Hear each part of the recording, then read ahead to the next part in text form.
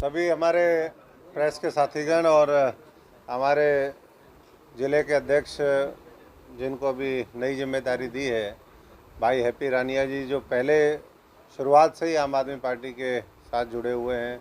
हमारे जींद के यहाँ पर पहुँचे अध्यक्ष भाई वजीर डांडा जी, सभी सामा साहब, हमारे भाई वीरेंद्र जी आइए, पंडित जी, जांगड़ा साहब, खुशदीप जी, सभी साथी यहाँ पर आए हैं। मैं सभी साथियों का बहुत बहुत धन्यवादी हूँ। आज उन्होंने जो एक संगठन नया जिस तरीके से आम आदमी पार्टी ने बनाया है, नई जिम्मेदारियाँ दी हैं, उसको सेलिब्रेट करने के लिए भी और अपनी जिम्मेदारी को और बखूबी किस तरीके से निभाएं, उस मकसद के साथ सभी साथी यहाँ पर इकट्ठे हुए हैं।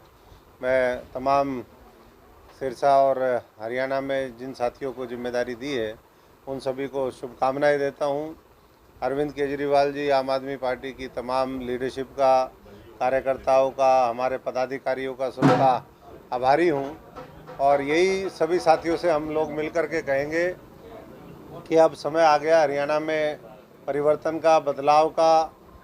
और जिस तरीके से वर्तमान सरकार का जगह जगह विरोध है, दिल्ली में जंतर मंतर से लेकर के, और आज भी मुख्यमंत्री महेंद्रगढ़ में है, आपने देखा वहाँ भी विरोध हुआ।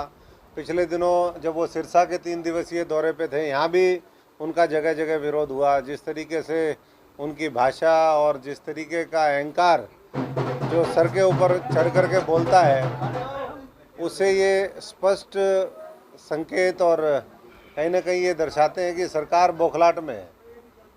अब बौखलाहट किस बात की है? जनता विरोध में खड़ी हो गई है, उसका एहसास उनको है या आने वाली हार का एहसास है, तो ये तो समय बताएगा। लेकिन आम आदमी पार्टी अगले कुछ दिनों में ही अपने संगठन के माध्यम से लोगों की आवाज़ उठाएगी। संगठन के माध्यम से अलग अलग जो कार्यक्रम चलाने का मामला है, लोगों को जिससे न्याय मिले, लोगों को अधिकार मिले। आज पेंशन जिस तरीके से कट गई, लोगों के राशन कार्ड कट गए, हमारे साथियों ने मिलकर के ये लड़ाई लड़ी। जो पीपीपी जिस तरीके से परिवार पहचान पत्र के खिलाफ हमारे सभी साथियों ने ज्ञापन सौंपने की कोशिश करी।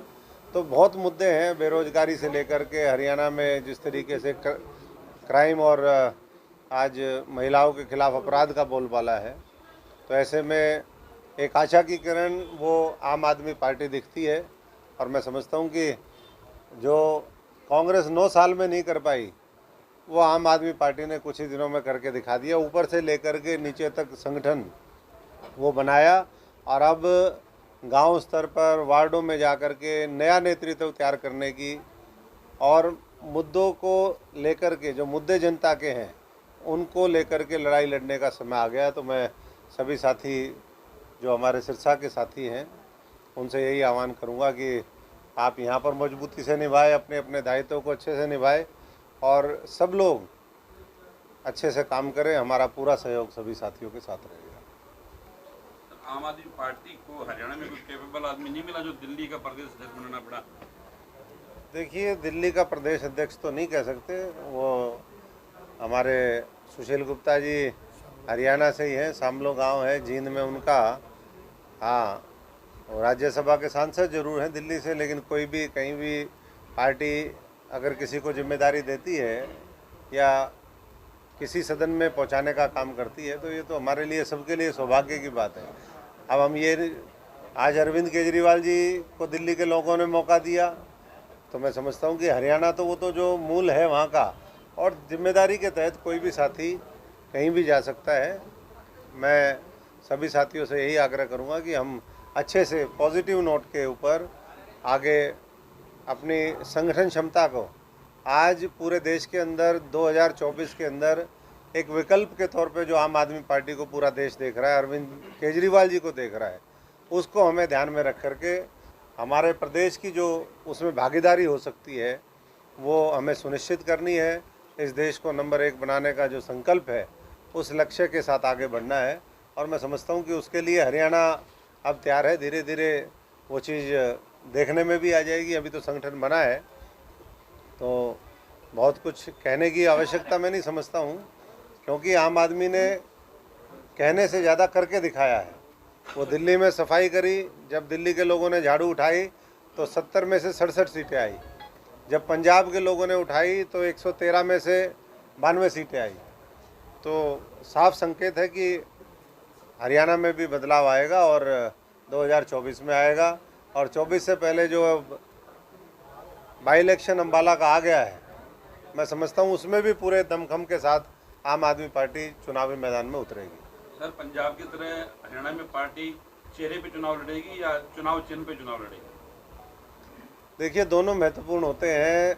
चुनाव चिन्ह तो महत्वपूर्ण है ही है। पार्टी की विचारधारा, पार्टी के नीति कार्यक्रम, पार्टी का जो एक मॉडल है, जिस तरीके से हमने पेश किया पूरे दुनिया के अंदर वो मॉडल सराहा गया। अच्छे स्कूल बना करके दिए, अच्छे अस्पताल बनाए, वहाँ पर लोगों को रोजगार दिया।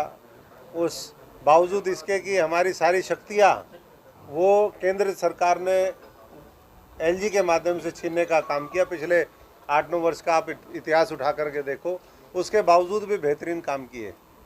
और मैं समझता हूँ कि अब आने वाले समय में हम फिर करके दिखाएंगे कि किस तरीके से जब प्रदेश कोई जिम्मेदारी देता है आम आदमी पार्टी को, तो आम आदमी पार्टी किस तरीके से उसको करके दिखाती है।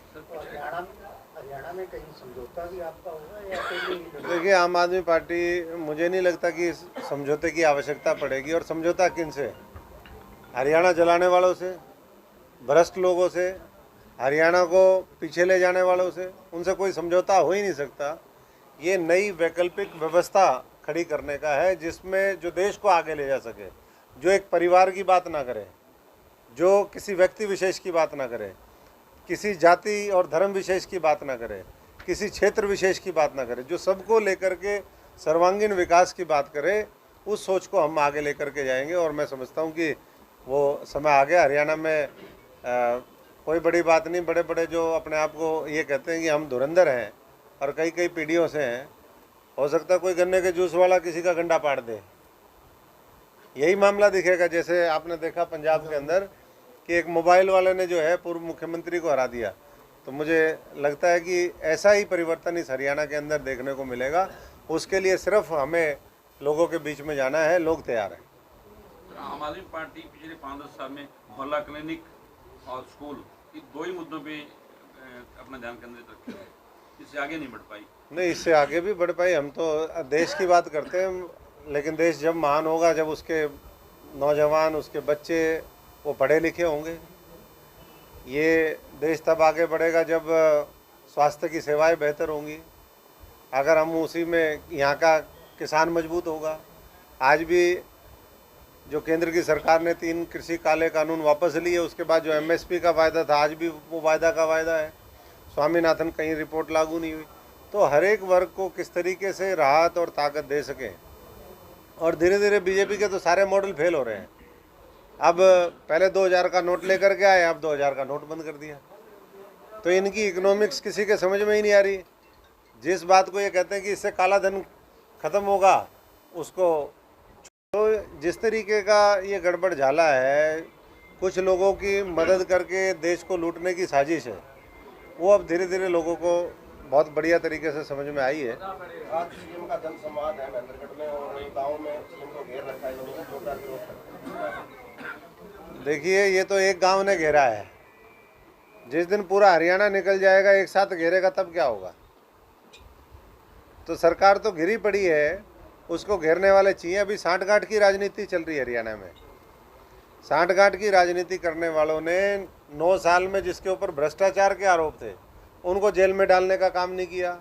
जो जेल में जाने चाहिए थे, उन्होंने विपक्ष की आवाज़ मजबूती से नहीं निभाई। वो तो सरकार शेरो शायरी खेल रहे हैं। भ्रष्टाचार के असली मुद्दे आम आदमी पार्टी आने वाले समय में अब उठाने का काम करेगी, एक्सपोज करेगी इस नेक्सस को भी, और इस हरियाणा को बचा करके हम लोगों को एक बेहतर आने वाले समय में सरकार दें, बेहतर नेतृत्व दें। इसके लिए पूरी आम आदमी पार्टी लग चुकी है। तो मुख्यमंत्री ने कहा था कि फ्री बांटने वालों को सबक सिखा दो, अमेरिका में जनसंवाद में सबक सिखाया तो अभी लोगों ने कर्नाटक में सिखाया, जालंधर में सिखाया, अभी आने वाले जो और 4-5 चुनाव होंगे उसमें सिखाएंगे। और ये लोकसभा का बाई इलेक्शन हो जाएगा तो अम्बाला वाले हरियाणा में सिखाएंगे। तो सबक तो सिखाने का काम कर रहे हैं धीरे धीरे। तो अम्बाला से अम्बाला में आपको टिकट दे दो।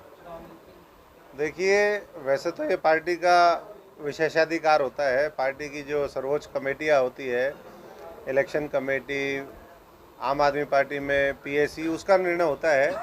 लेकिन मैं समझता हूँ कि और लोगों को मौका देना चाहिए, जो वहाँ पर स्थानीय साथी हैं उनको प्राथमिकता देनी चाहिए। और उसके बाद जो भी पार्टी का फैसला है, मैं समझता हूँ कि वो सर्वमान्य सबके लिए होता है। बाकी मैं कार्यकर्ता हूँ आम आदमी की तरह। हमने पहले भी हमेशा राजनीति करी है और आज भी उसी पद चिन्हों पे चलते हुए हम प्रदेश की, देश की सेवा करने में लगे हुए हैं। Are the challenges in Haryana different from those which were in Punjab for electioneering? देखिए, चैलेंजेस तो मैं समझता हूँ कि मोटा मोटा सेम ही होते हैं, कोई बहुत ज़्यादा फ़र्क नहीं होता। दो चार कुछ वो बॉर्डरिंग पाकिस्तान है, एक इंटरनेशनल बॉर्डर है। बाकी मुझे नहीं लगता कि कोई बहुत ज़्यादा समस्या है। हाँ, पंजाब को जितना खोखला वहाँ की सरकारों ने पहले किया, उससे थोड़ा सा कम यहाँ की सरकारों ने किया। कर्जा यहाँ भी कोई कम नहीं है। अभी भी बहुत से डिपार्टमेंट की तनख्वाह ये सरकार टाइम पे नहीं दे पाती है। लोगों को पंचकूला, करनाल में जगह जगह धरने देने पड़ते हैं कि हमारी सैलरी दो, हमारी तनख्वाह दो। विकास के कार्य आज मुख्यमंत्री को क्यों घेरा? मुख्यमंत्री की जो खुद की घोषणाएं थी कुछ साल पहले की, वही आज तक पूरी नहीं हुई है। इस सिरसा और हरियाणा के अंदर कई हज़ार घोषणाएं हैं जो मुख्यमंत्री की खुद की हुई थी, उनको पूरा आज तक नहीं किया गया। तो मैं समझता हूँ कि इन चीज़ों के ऊपर लोगों का रोष है। पहले आप चुनाव के समय में झूठे वायदे करते हो, बड़े बड़े वायदे करते हो, फिर वायदा खिलाफी करते हो और प्रदेश को लूट के खा जाते हो, तो जनता तो हिसाब मांगेगी। Is it so that comparatively Punjab electorate was subscribing less to Sindhu nationalism and compared to Haryana? नहीं, हरियाणा और पंजाब में कोई बहुत ज़्यादा इन चीज़ों में फ़र्क नहीं है। दोनों पुराना एक ही प्रदेश रहा है। वो बड़ा भाई, हम छोटे भाई, अगर साइज़ की बात करें तो। और मैं समझता हूँ कि हरियाणा के लोग भी बहुत मजबूत हैं। और वो चाहे ये सूडो नेशनलिज्म की आपने बात करी या धर्म की आड़ में, जाति की आड़ में लोगों को बांट करके, वो हरियाणा के लोग उससे बहुत दूर हैं। मैं समझता हूँ कि बहुत समझदार हैं और हरियाणा के लोग एक नई राजनीति का जो पदार्पण है वो 2024 से करेंगे। SYL का बड़ा मुद्दा, राजनीतिक मुद्दा, अब पंजाब में आपकी सरकार है, तो क्या हरियाणा को पानी मिलेगा? पंजाब की सरकार देगी पानी? हरियाणा की सरकार बनेगी, केंद्र की सरकार बनेगी तो सबको पानी मिलेगा। हरियाणा को भी मिलेगा, पंजाब को भी मिलेगा, दिल्ली को भी मिलेगा, राजस्थान को भी मिलेगा, सबको मिलेगा। लेकिन मैं एक बात और कहना चाहूँगा कि कल हमारी कमेटी गठित हुई। ये बड़े दुर्भाग्यपूर्ण बात है कि कमेटी गठित होते ही लोगों को SYL की याद आ गई। ये जो पंजाब में दोनों पीछे अकाली दल के साथ भारतीय जनता पार्टी मिलके थी, यहाँ 9 साल से उनकी सरकार है। उससे पहले कांग्रेस की सरकार केंद्र में थी, प्रदेश में वहाँ भी थी, यहाँ भी थी। तब देखिए, मैं तो भागीदारी, हमारा तो लिमिटेड रोल था, संगठन वाले हम लोग थे।